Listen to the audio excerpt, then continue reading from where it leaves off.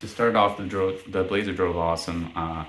We were mainly just trying to 4x4. It did great on those trails that it's built for, and it did not so great on gravel roads, which I kind of knew it was going to be like that. It was doglegging a bit, which could be the welded rear end, it could be the Spartan locker in the front, it could be the front tires stick out a little more than the rear tires, it could be that the rear end is super light, which you'll see throughout the video, how much the rear end kind of just bounces around while the front actually articulates. And then you'll also notice on whichever side here that my computer brains are on the floor of the Blazer, and don't worry, we're gonna fix that. It's been like that since I bought it. So I did decide to name the Blazer the Bandit. Now, originally I was gonna call it White Bandit. I kinda am hoping to get some feedback from you guys about that. Drop a comment down below and let me know what you think of the name. And I think White Bandit would be a cooler name for it, or just Bandit. I guess I should tell you the reason I'm calling it Bandit is because it takes all my money. Yeah. I poured a lot of money into this thing, and it's not gonna stop.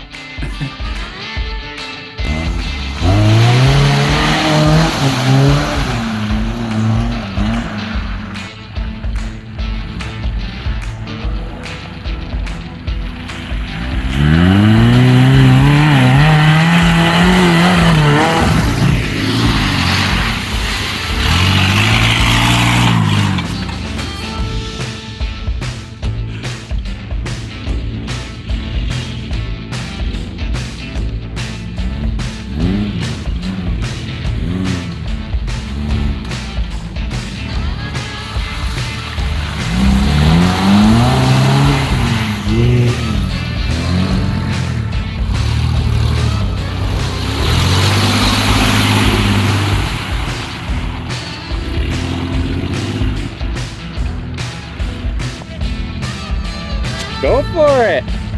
I'll pull you out!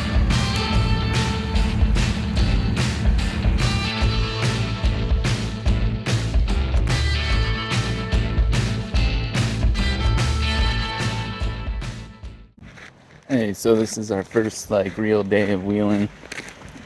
We did a little bit yesterday, a little bit today.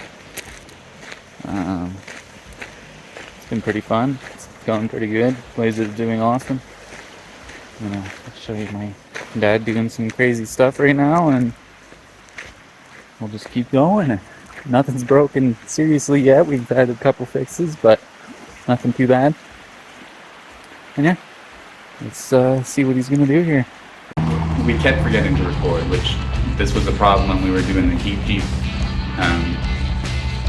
Anytime you're out having fun, it's hard to record when you're not a big famous YouTuber that's been doing this for a long time. I just do this for fun mostly. I don't really think it's ever gonna go crazy far for me, but it's more just for fun and so that I can share my experience with all of you guys.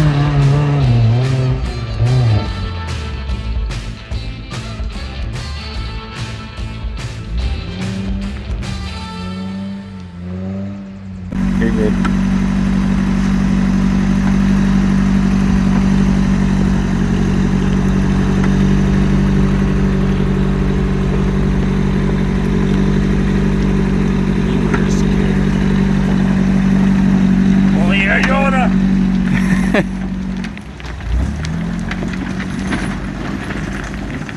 This is way steeper than you guys think.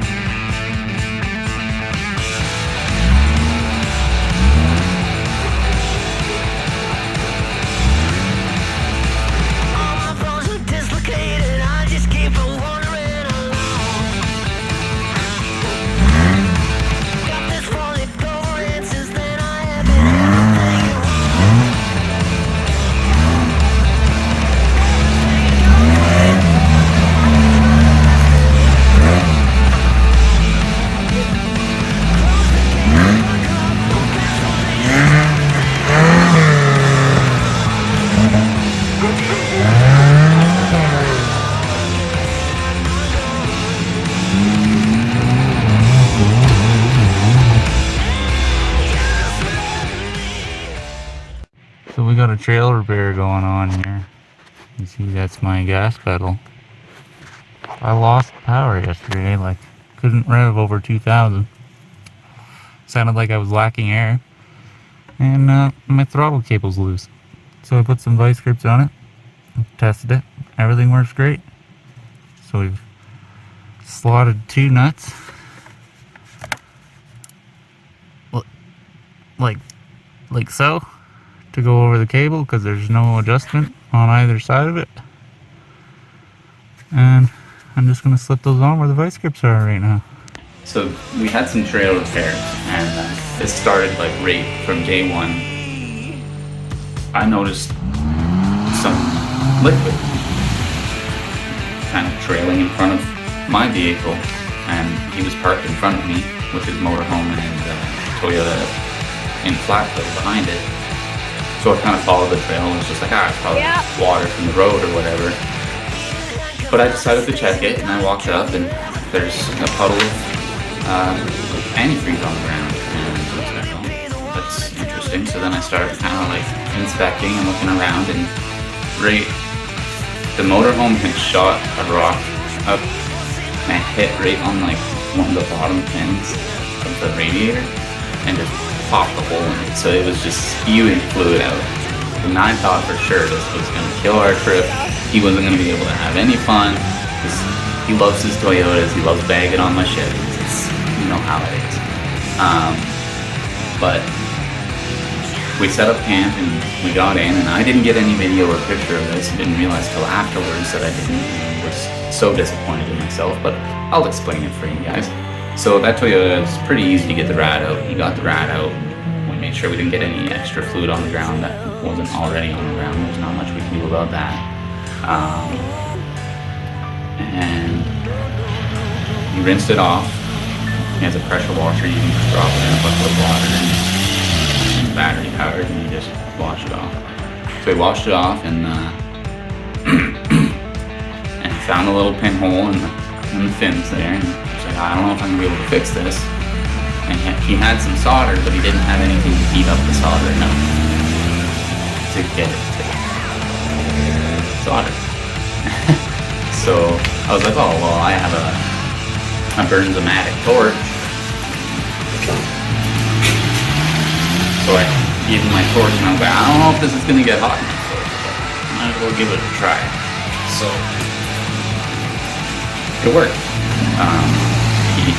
He held the solder on the rack and used the torch. And at first it didn't seem like it was gonna work, and then we pulled the solder off and put it back down, and it would melt into place. So then we just did that, patched the hole up. We weren't sure if it was gonna work, but threw the rad back in, filled it back up, started running everything through, and we were good to go. So right off the hop, that fixed big problem for him. And I think the funniest part of the whole thing is he had a new rad to put in there at home. So at this point, the Toyota keeps dying. We think it's because he's taking in water. So he had found a piece of like plastic from another vehicle. It's plastic skid plate or something in one of the puddles. So he took that out, zip tied it together in a bunch of places, and tried to make a little snorkel for his Toyota because it's a carbureted engine. And yeah, it didn't work out so well. The snorkel was actually causing more problems than not in the end. What we found out after the trip, he brought the Toyota into his mechanic on his way home, and his mechanic was looking around, checking things out, and he said, I don't understand why your truck was bogging like that. So then he opened up the carburetor, and it's got like, I don't know much about carburetors, so excuse my dumbness, but I guess he's got 2 holes that bring in the air through the carburetor. And one of those holes from the previous owner had a ball of silicone. They don't know where it came from or where the silicone was used or whatever, but there's a ball of silicone in one of his holes. So basically his Toyota was getting half the air it should have been. So yes, the water was probably getting in there, but was it the reason that it was dying? Probably not.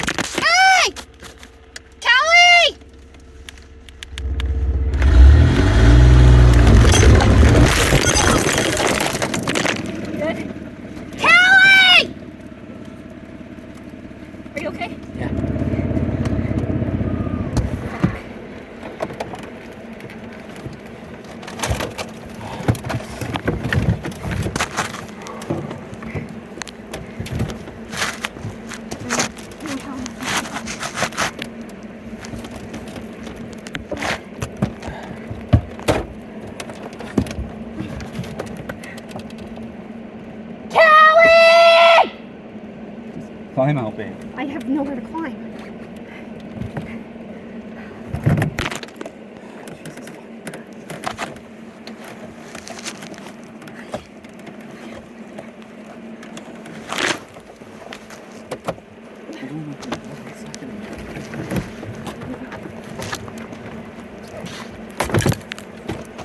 Hold on.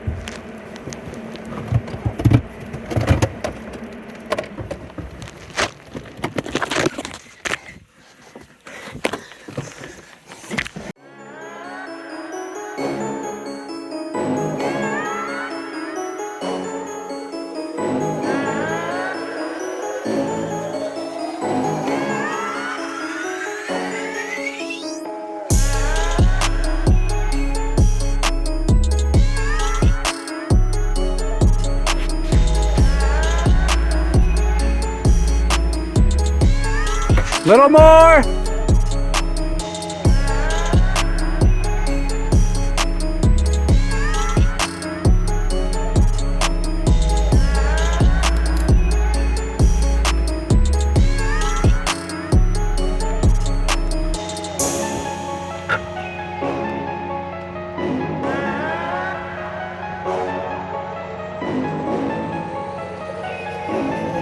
Good! Feel it. Huh? So now that you guys have seen what happened with the Blazer there, we are okay. Me and my wife are okay. The Blazer is perfectly fine. Got a little bit of body damage and some stuff up with the suspension, but everything's fine. It was just a bad situation. We were driving along, as you saw.